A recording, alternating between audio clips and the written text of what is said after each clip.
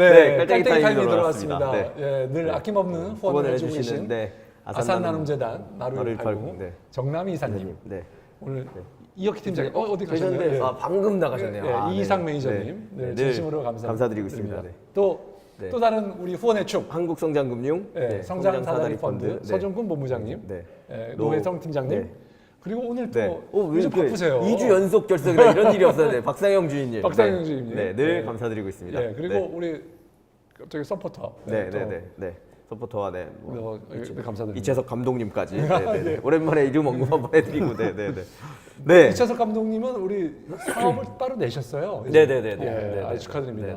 벤처를 본인이 하고 있는 거죠. 그렇죠. 5년 동안 우리 이거를 하면서 실력이 쌓이셔가지고. 이걸 하면서 벤처를 하면 안 된다는 걸 뼈저리게 느꼈음에도 불구하고 벤처를 시작하는데. 자, 다시 이제 롯데 엑셀러레이터 우리 김상무님 얘기를 좀 더 듣고 싶은데 사실 롯데가 뭐 이런 말씀드리면 그렇지만 굉장히 보수적인 기업이고 그쵸. 안정적인 느낌. 그렇죠. 그리고 사업 영역도 그랬고 그렇죠. 오픈 이노베이션과는 좀 거리가 먼 듯한 건데 이걸 너무 잘하고 계세요. 이게 대체 원인이 뭔가? 물론 제가 생각엔 김영덕 상무님이 조인하셔서 그러니까 뭐 상무님에 대한 백그라운드 이 얘기를 좀 자세히 들어봐야 될 것 같고요. 저도 그 말씀 못하면 제가 2번 갔나 개인적으로 제가 뭐 다 아실 거니까 그 모비두 이윤희 대표가 초대해서 엘캠프에 직접 가서 본 적이 있거든요. 근데 전 2번 정도 제가 가서 봤는데 굉장히 놀랐어요. 그 말씀하신 건 이제 6개월 아마 지난 다음에 졸업할 때 아마 그 IR을 하는 형식으로 하는 것 같은데 굉장히 수준 높게 되게 잘 진행되는 내용들이었고 그 다음에 그 진행을 하고 그 옆에 이제 부스 공간 같은 걸 마련해서 아마 그 기수의 팀들인 것 같은데요. 그 실제로 서비스를 시연한다거나 그런 부분들을 굉장히 잘 만드셔서 네트워킹도 굉장히 활발하게 이루어지더라고요. 그래서 저는 그걸 보면서 이 대기업의 엑셀러레이팅 프로그램이 이렇게 내실 있게 진행되다니 이런 걸 되게 전 놀랐거든요. 그리고 또 아까 말씀하신 이 롯데다 보니 아마 롯데 그 시네마 극장에선가 그걸 했었거든요. 그것도 되게 색다른 전 느낌이었거든요.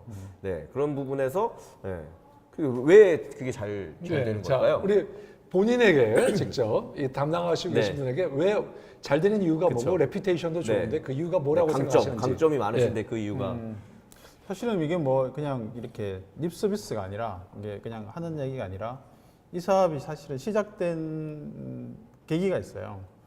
계기가 이제 2015년 10월쯤에 저희 신동빈 회장께서 직접 미국의 Y 컴비네이트라는 엑셀러레이터가 있다는데 이런 혁신적인 그 엑셀러레이팅 사업을 우리도 한번 하는 게 어떻겠냐? 라고 회장님께서 직접 지시를 하셨어요. 3년 전이네요. 3년 전, 4년 전, 2015년이면 직접 지시를 하셔가지고 다들 그럼 그때는 김영덕 상무님 조인하기 전에 저는 사실은 계열사에 롯데 정보통신의 CTO로 있을 때였는데 CTO로 있을 때였는데 회장님 그렇게 말씀하시니까 이제 사실은 그 엑셀러레이터 그때는 굉장히 생소한 얘기잖아요. 그쵸. 대기업에서 뭐 임원분들이 엑셀러레이터가 뭐지? 뭐 이렇게 됐는데 이거 알만한 사람을 한번 찾아봐. 그랬는데 그룹에 마침 김모 상무라는 친구가 있던데 그 친구가 굉장히 깔때기가 굉장히 자연스러우신데요.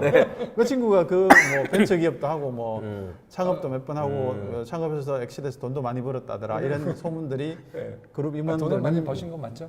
조금 벌었죠. 와전데요. 그래서 큰 의미로 와전데요. 조금 벌었는데. 아무튼 그런데 그게 뭐 그룹 임원들한테 이렇게 아는 분들이 몇 분 있어서 저를 추천하셨나 봐요. 그 가장 적극적으로 추천하신 분이 현재 저희 법인의 대표하시는 이진성 대표님이 저를 적극적으로 추천하셨고 그게 받아들여가지고 제가 이제 이 롯데 엑셀러레이터 법인의 설립 팀장을 맡았죠. 그게 2015년 15년 10월 10월에 그래서 그렇게 됐는데 그래서 잘 된 이유들이 첫 번째가 아직까지는 이유가 안 풀리고 있는데 첫 번째는 이제 뭐 대기업이 어쨌든 그 롯데그룹이 우리나라에서 5번째 큰 대기업이잖아요. 대기업인데 대기업 그 회장님이 직접 이 사업을 드라이브를 걸었다는 게 되게 중요한 그렇죠. 거네요. 뭐 어쩔 수 없이 그거는 뭐 어쩔 수 없이 그렇죠. 그룹이 굉장한 힘이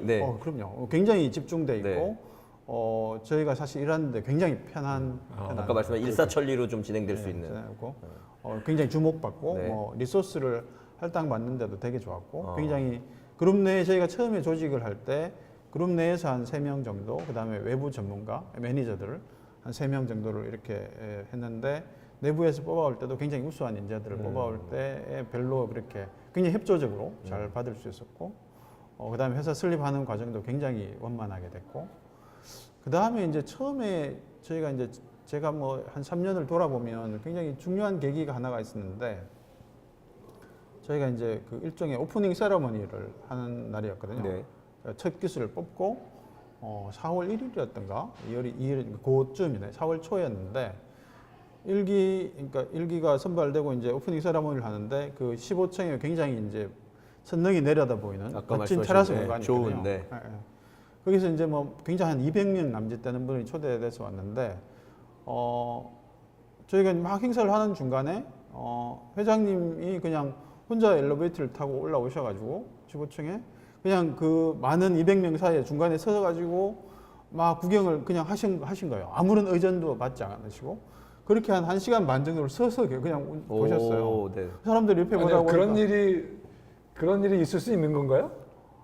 그 굉장히 드문 일인데. 그게 사실 웬만한- 굉장히 예, 저희가 자리 잡는데 굉장히 큰 역할. 1시간 반을 그냥 돌아보고 가셨군요. 그냥 서서 나 회장님인지를 누가 아는 사람은 있었을 거 아니에요. 아무도 예우하지 않고 뭐 이렇게 이제 보통은 우리가 대기업이나 뭐 공공의 높은 장관님들 오시면 이게 의전이 의전이 있게. 굉장히 중요하잖아요. 네, 근데 의전 없이 혼자 엘리베이터 타고 오셔가지고 그냥 행사장에 아무도 에스코트 하지 않아요. 저희도 사실은 에스코트를 미리 말씀드렸는데 저희 행사 인원도 작고 그래서 에스코트를 비서실에도 못 해드리니까 좀 양해를 부탁드린다고 했는데 야.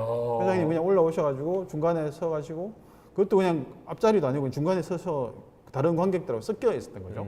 일기가 막 자기 회사 잠깐 브리핑 스탠딩으로 하고 하시고 계시는데 네. 사람들이 이렇게 옆에 보다 보니까 이게 TV에서 네, 보던 분인데 이분이 그분인가 막 이런. 네. 그래서 막 나중에는 이제 행사 공식적인 행사 끝나고 네트워킹 할 때 그냥 저희 일기 선발된 회사들이 그냥 회장님 저희하고 사진 찍어요. 그래서 팔짱을 끼고 뭐 이렇게 사진 찍고 뭐 그러면 다른 친구들도 다 달려들어서 알게 막 사진 찍고 이러다 보니까 분위기가 굉장히 화기애애해지고 그 다음에 거기 이제 저희 계열사의 대표님들이나 임원들이 오셨는데 그게 이제 몸으로 보여주죠.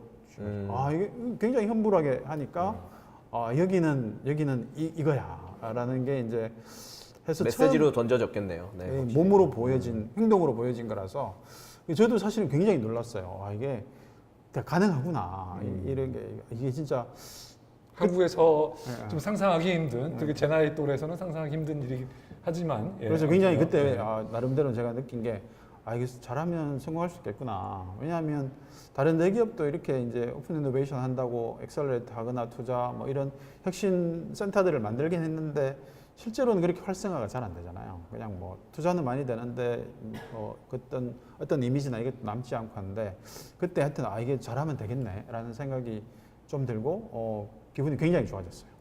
이제 그게 이제 하나의 계기가 됐고 두 번째는 역시 그 계열사들이 굉장히 처음에는 뭐 잘 모르긴 하죠. 왜냐하면 아까 말씀드렸듯이 초기 기업이라서 실제로는 소개하거나 이렇게 하면 그 회사들이 뭐 당장 도움이 되거나 이러진 않거든요.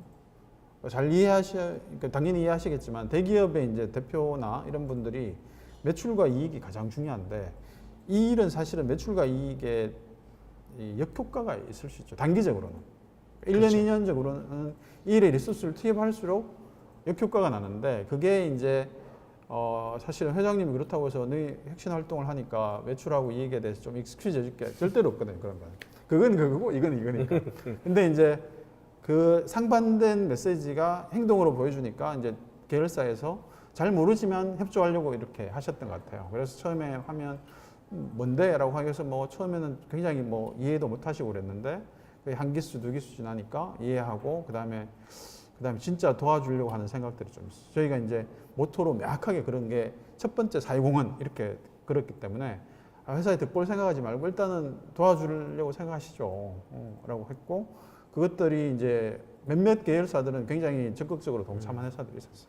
심지어는 투자도 해주고 후속 투자도 해주기도 하고 뭐 예를 들면 롯데닷컴이나 백화점 또는 롯데 멤버스라는 회사 뭐 또는 롯데정보통신 이런 데는 당장 매출에 도움이 안 돼도 뭐 자기 리소스를 투입해서 도와주기도 하고 서비스도 연계해서 실제로 돌려보기도 하고 그다음에 테스트 베드로 해보기도 하고 뭐 아주 초기에는 뭐 진짜 롯데백화점 같은 경우는 첫 사례로 한 3억 정도를 그냥 투자해줬어요. 저희 입주한 졸업하기 전에 네. 데모데이 전에 그런 것들이 이제 굉장히 이 분위기를 좋게 만들면서 이미지도 좋아지고 그런 게 상승 작용을 좀 일으켰던 것 같아요.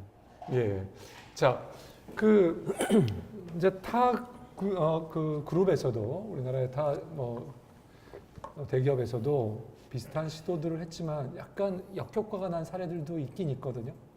예를 들면 뭐 그 소속하는 회사들이 기술 탈취라든가 또는 뭐 정보를 빼갔다든가 그래서 그런 어려운 점들 같은 게 혹시 뭐 사례가 있고 앞으로 그런 것들을 어떻게 뭐 방지하거나 할 수 있는 뭐 메커니즘 같은 게 있을까요?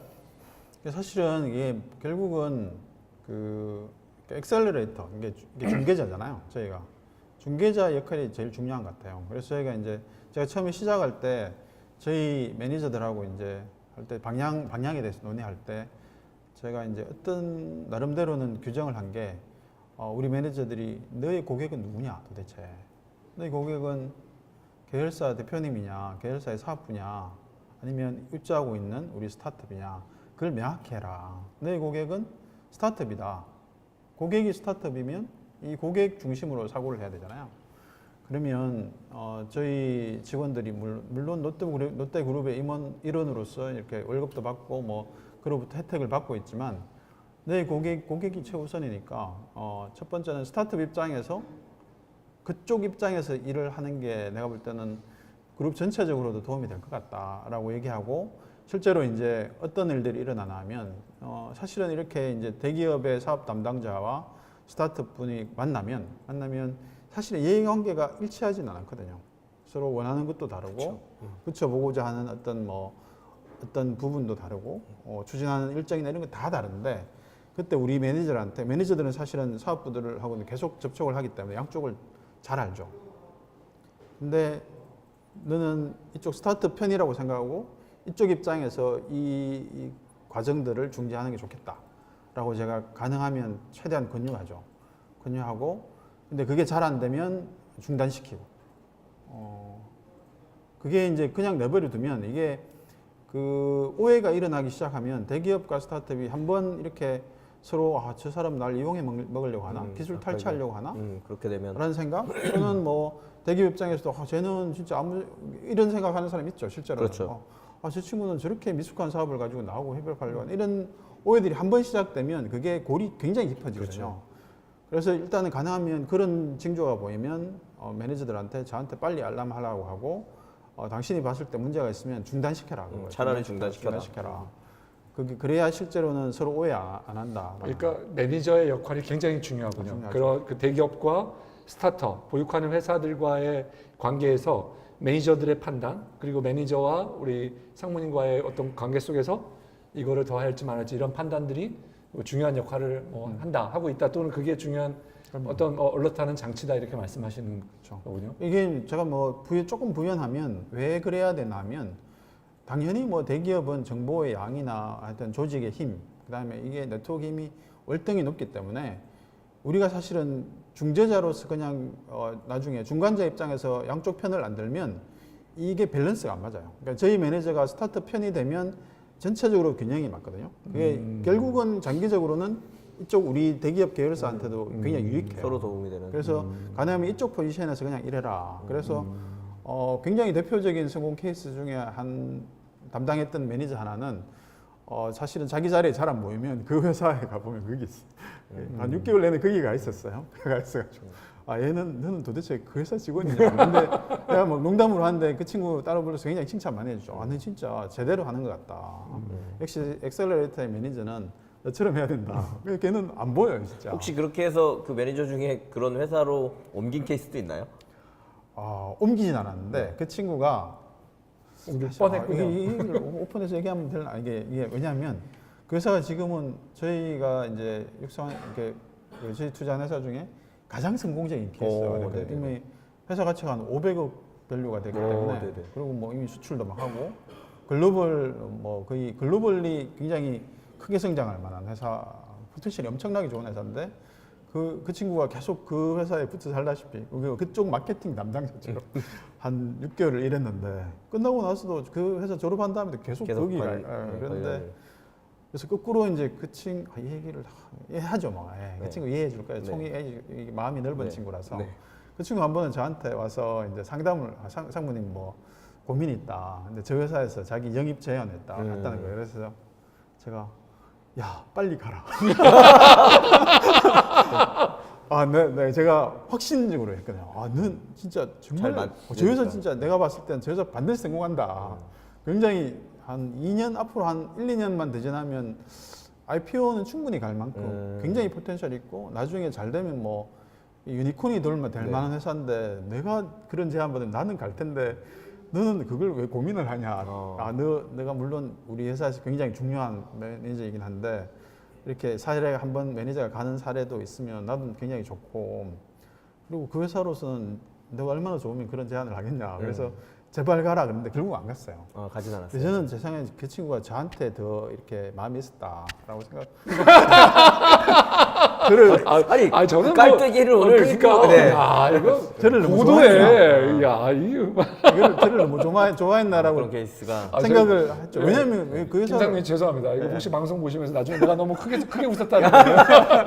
아니 왜 그러냐면 실제로 그 이제 스타트업 그 VC 분들 중에도 그 투자를 하다가 건너가시거나 아니면 이제 뭐 관련돼서 그렇게 되는 경우가 있어서 종종 있긴 있죠. 여쭤봤고요. 사실 그 저는 말씀을 듣다 보니까 더더군다나 결국 상무님의 역할이 제일 중요하신 것 같거든요. 아까 말씀하신 것처럼 엑셀러레이팅 프로그램을 엑셀러레이팅 한다라는 게 원래 스타트업을 잘 이해하고 해야 되는 부분인데 대기업의 조직화된 장점도 있지만 그 맞지 않는 두 문화를 어쨌거나 어울려서 시너지를 내야 되는 부분이라서 그거는 결국은 그걸 리드해 가시는 분의 어떤 백그라운드나 경험이 녹아 있어야만 가능한 걸 거라서 그 상무님이 어떤 뭐 일을 해오셨기에 이런 거를 잘하실 수 있는데 대놓고 이제 그냥 깔때기 내고 얘기를 하자면 왜 이거를 능수능란하게 이렇게 만들어 오실 수 있었는지 그 과거를 같이 얘기해 주시면 좋을 것 같습니다. 네, 자기 자랑하면 사실은 사람들이 되게 싫어하는. 아니 뭐 걸어오신 길이니까요. 그런 걸 또 그냥 팩트만 얘기하면요. 저는 뭐 이게 그냥 전산 전공했는데 전산 전공하고 그래서 아까 CTO를 하셨다는 CTO였죠. 그러니까 지금 병력 특례로 이제 모 대기업의 연구소의 연구원으로 개발을 한 5년 하고 5년 병력 특례니까 이제 5년 했는데 석사 특례를 하셨군요. 5년을 하시고 네. 마치고 바로 이렇게 사실은 이게 인터파크라는 회사에 인터파크라는 회사에 개발팀장으로 왔는데요. 개발팀장으로 와서 한 6개월 정도 일하고 갑자기 CTO가 됐어요. 이 얘기는 좀 롱스토리인데 어쨌든 CTO가 2000년 1월자로 CTO가 됐어요. 근데 그 전에 이미 병역특례로 5년간 개발 업무를 하셨었던 분이신 거잖아요. 그리고 개발팀장을 하셨고 그럼 뭐 그 당시 뭐 2000년 그 당시에 뭐 인터파크면 아주 큰 회사는 아니었을 테니까 그렇죠. 뭐 20명 정도. 뭐 능력이 되시면 당연히 CTO가 되실 수 있는. 근데 그건 뭐 능력이 되셨다. 운이 좋아서 운이 좋아서 CTO가 됐고. CTO가 됐는데 사실은 제가 뭐 그 전에는 매니저로서의 경험은 전혀 없었거든요. 없어서 근데 갑자기 100명의 CTO가 돼가지고 굉장히 좀 힘들었었는데 힘들다 보니까 머리가 좀 이상해졌는지 그때 이제 그 일종의 온라인 쇼핑몰을 일종의 주식 거래처럼 사고 파는 형태의 그걸 뭐 구스닥이라고 그랬어요. 상품의 다크. 나스닥, 구스닥, 뭐 코스닥 이것처럼 구스닥을 제가 사업을 기획하고 그때 이제 저는 CTO였고 구스닥을 만드셨구나. 구스닥을 일종의 쌍방향 뭐 상품 거래 시장 뭐 이런 걸 사실은 이렇게 지금 기억하기로는 그게 파워포인트 세로로 해서 10줄 정도를 제가 썼던 것 같아요. 사업 계획서를. 1번 쌍방향 거래소를 만든다. 마지막에 나스닥에 상장한다. 이렇게 10줄을 썼는데 그게 제가 볼 때는 나름 이렇게 다 맞았네요. 결국은 다 맞았는데 그 구스닥이 나중에 지마켓으로 된 거니까요. 지마켓이 됐죠. 근데 그때 이제 제가 외부에서는 뭐 제가 이제 지마켓의 공동 창업자라고 얘기하는데 그때 이제 저희 기획팀의 구영배 차장님이라고 계셨어요. 구영배 차장님이 계셨는데 대표님이 되셨죠, 나중에. 그렇죠, 대표님이죠. 저보다는 대학 2년 선배시고, 근데 이제 저는 CTO였고 기획팀 차장이셨지만 그분은 슐렌버즈라는 미국계의 그런 유전 회사에서 IT 쪽으로 굉장히 전문가이셨는데 갑자기 이 인터넷 사업을 하고 싶다고 그거 한 연봉 10몇만 불 되는 걸 때려치고 오셨어요. 근데 회사에서 가보니까 저보다 2년 선배고 그래서 굉장히 말이 잘 통해가지고 둘이 사실은 제가 아이디어는 냈지만 사업을 같이 만들었어요. 그 회사 6시에 이제 퇴근 시간 끝나면 회의실에 둘이 모여가지고 제가 타이핑하고 서로 막 얘기하면서 기획서를 쭉 만들고 그래서 실제로는 사업을 제안해서 컨펌 받고 회사 설립까지 한 달 남짓 걸렸는데 와. 그때 이제 기획서 만들어 놓고 제가 CTO였으니까 또 개발팀을 조달할 수 있잖아요. 개발팀에서 제일 잘하는 한 10명 남짓을 뽑아가지고 걔들을 TFT 만들어서 개발했는데 실제로는 사업 기획부터 서비스까지 약 3개월 반, 4개월 만에 그 사업을 오픈했어요. 훌륭하네요. 엄청 빨리. 거의 뭐 그때는 뭐든지 할 수 있는 제가 30대 초반이었기 때문에 하루에 16시간씩 일하고 심지어는 일주일에 3일은 집에 안 가고 일요일에는 밤 12시까지 일하고 뭐 미친 듯이 일할 때였기 때문에 정말 그때 생각해보면 어떻게 왜냐하면 그게 굉장히 난이도가 높은 시스템이거든요. 그걸 4개월 만에 해치웠다는 게 저로서도 지금 좀 믿기지 않는 상황이었는데 그거를 하여튼 그래서 지마켓 공동 창업자가 된 거죠. 그분은 나중에 실제로 저는 처음에 아이디어를 내서 뭐 한 기여도가 한 1점 몇 프로, 2%가 안 될 텐데 그래서 나중에 지분도 그거밖에 안 됐을 것 같아요. 그리고 그래서 지분이 그렇게 됐다는데. 그리고 구현배 대표님은 나중에 나스닥 상장하고 이베이에 팔 때까지 계속 대표로 계셨죠.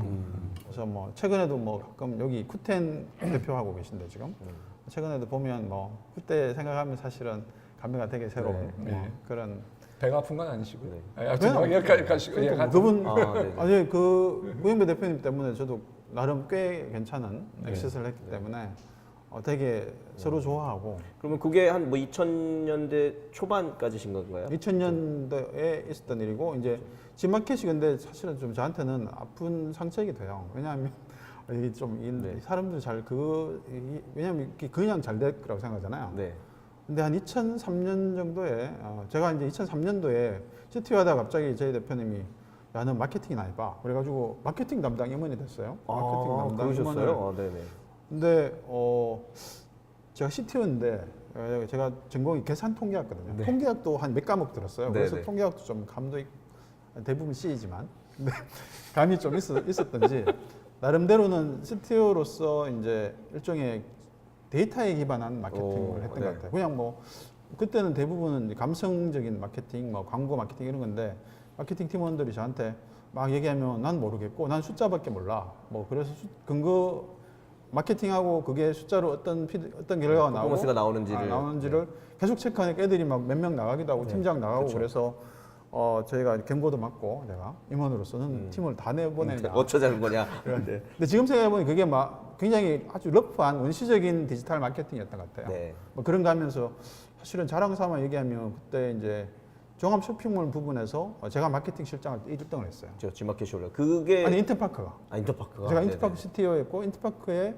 CMO였기 때문에 인터파크의 그 CMO로서 종합 그쵸. 쇼핑몰 1위를 했는데 예, 인터파크가 초반에 완전히 1위 한국 사업자였죠. 1위였죠. 네. 그런데 지마켓은 어땠냐면 지마켓은 진짜 가슴 아픈 게 2004년쯤에 거의 자본 잠식 상태였어요. 네, 초반에는 잘. 초반에는 뭐 잘 안 됐거든요. 그래서 이제 그래서 제가 그것 때문에 사표를 한번 쓴 적이 있어요. 진짜 회사에 너무 많은 피해를 끼쳐서 사표를 냅니다. 그리고 내니까 이제 저희 그때 대표님이 가서 일이나 해 임마 그래가지고 이제 딱 멘트가 있어요. 해프닝으로 끝났군요. 가서 일이나 해. 네네. 이게 멘트였어. 그래서 가서 일이나 했죠. 네. 근데 일이나 하고 그 다음에는 지마켓은 2004년 5년부터 다시 좀 이렇게 테이크오프하기 네, 시작해서 살아나기 시작. 2005년도 6년도에는 이제 갑자기 뭐 인터파크를 앞지르기 시작합니다. 그때 제가 마케팅 총괄 임원이었다가 또 갑자기 저희 대표님이 부르시더니 너 그러지 말고 일종의 CSO 기획 및 총괄 마케팅 마케팅 등등을 다 총괄하는 총괄 임원을 해라라고 해서 할 때의 지마켓이 이제 거의 나스닥 상장 직전까지 갔죠. 그래서 진짜 이쪽 인터파크 임원으로서는 이쪽 주가는 하여튼 주가는 좀 그렇고 이쪽에서는 사실은 퍼포먼스가 잘 안 나고 얘기는 되게 나니까 사실 제가 되게 난처했어요.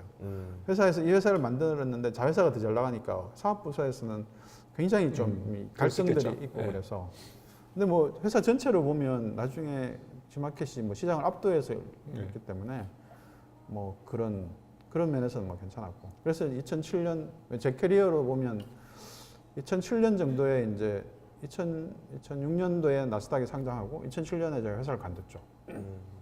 그래도 거의 뭐 8, 9년 거의 10년 가까이 그쪽 경험과 일을 충분히 하신 거네요. 제가 생각해 보면 저는 이제 너는 뭘 잘하냐 그러면 그래서 이커머스는 제가 굉장히 잘하는 것 같아요. 이커머스는 왜냐하면 개발팀장, CTO, 그다음에 마케팅, CMO, 그다음에 CSO, 그다음에 신규 사업, 마지막 1년은 자회사에서 이제 신규 사업 쪽 하는 대표로 한 1년 정도 했었는데 그래서 나름대로는 다 거치셨네요. 지금 생각해 보면 트랙을 저도, 굉장히 잘 네, 관리하고 경험할 수 있는 거라. 근데 저는 제가 다 경험하셨네요. 네.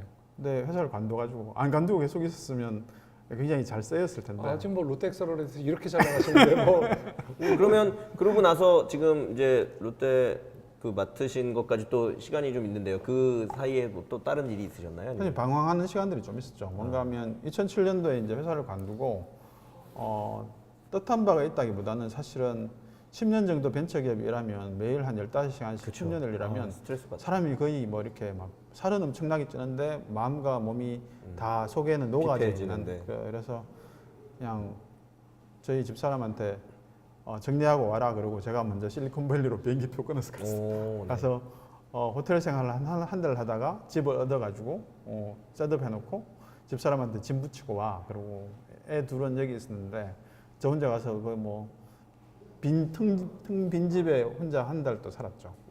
한 달 살고 미국 가서 그래서 한 2년 남짓 살았던 것 같아요. 미국 가셔서 네. 가장 핫한 우리가 이제 스타트업의 이성지라고 하는 실리콘밸리에서 2년 남짓을 그냥 마음껏 놀았죠. 네. 그래도 되게 중요한 그게 그럼 8년 9년 그때 2007년 8년 네. 그러면 되게 또 실리콘밸리가 되게 핫한 시절. 아이폰이 나오고. 네, 아이폰 나오면서 모바일로 굉장히 쉬프트가 많이 되는 거를 몸소 여유 있게 경험하신. 막 놀면서. 네, 그러니까 놀면서 경험하시는 게 또 되게 중요하잖아요. 그게 뭐 한국 사람들이 꽤 엔지니어들이 많이 있어서 네. 그냥 10만 명 정도 있다죠. 한국인이 그 근처에 10만 명 이상 있는데 그래서 뭐 거기에서 친구들 사귀고 뭐 거기 있는 스타트업들 뭐 가끔씩 보고 실제로 노는 시간이 하도 많아서 네. 하여튼 이게 몸과 마음에 있는 때를 다 빼는데 한 2년 남짓 3년 걸렸던 것 같아요. 네. 자 그럼 잠깐 쉬었다 네. 가도록 하겠습니다. 예.